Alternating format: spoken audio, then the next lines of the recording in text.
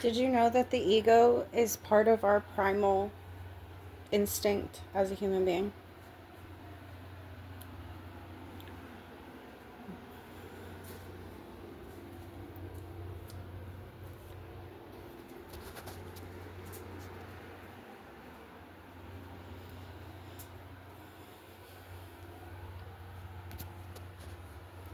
I've always been taught and understood from the way that people talk about the ego that it is a harmful presence within us, sometimes manipulative, even. I can specifically think of, and this might be a kind of interesting topic for some people to hear, but even the perspective of narcissism.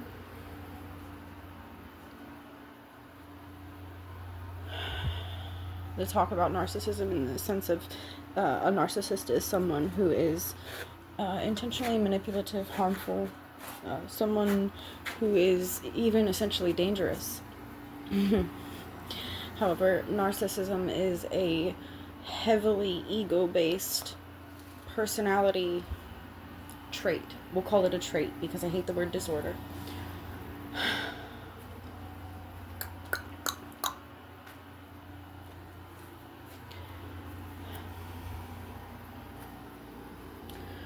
The only difference between someone who is quote unquote a narcissist and someone who is not is that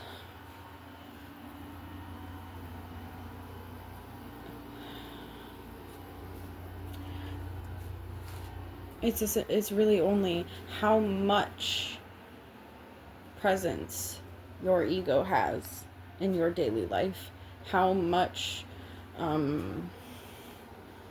has your ego felt safe, loved, how much has that part of you, the ego is just a protector, it's just a part of us who keeps us safe, who's always looking out for us, a best friend, if you will.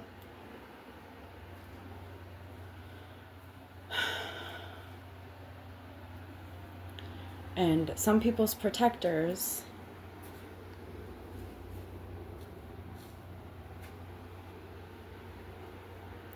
their ego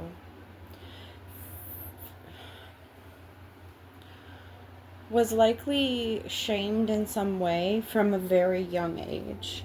The part of them who is primal protector, the part of them who develops from whether or not you feel safe in your body, whether or not your emotional needs are met, your primal needs are met.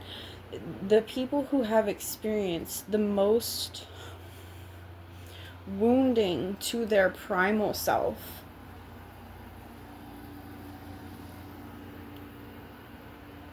tend to show the most frequent egoic traits. I know this because for a long time I called my husband a narcissist and truly viewed him that way.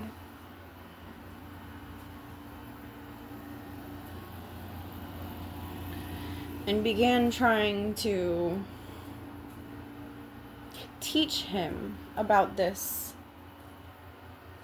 shameful part of him.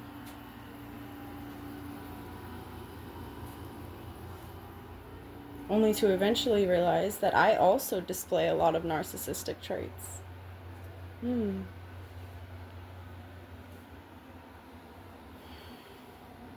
in a sense, that's been a large part of what sparked my journey. Only to realize here recently that my ego is not the enemy, not the devil, not a monster, not harmful.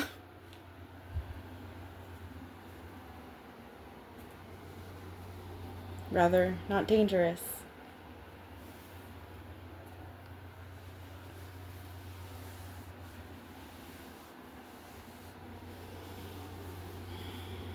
It's just a part. It's just a part that loves us. For example, my ego likes to talk a lot.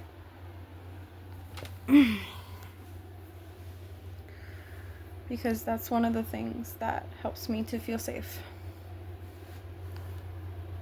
I'm still learning how to process or hold space for intensity.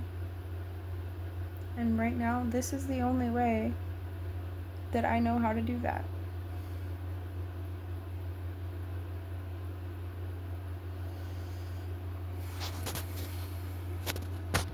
My ego is quite guarded most of the time, and even when I am trying to express something that feels extremely vulnerable and authentic to me, it tends to come out in a way that is like ass backwards from what I'm trying to say, and I have to kind of hold space for that and allow myself to work backwards from what I'm expressing and backtrack a little bit.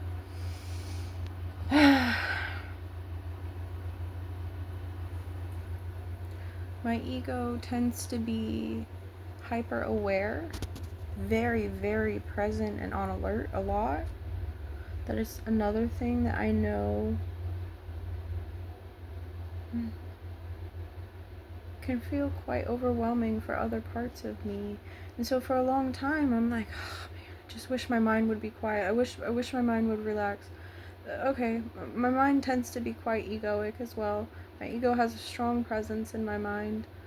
That is one of the only ways it has known to be able to communicate with me, especially since I detached from my body for so long. So I would always just feel so frustrated and overwhelmed and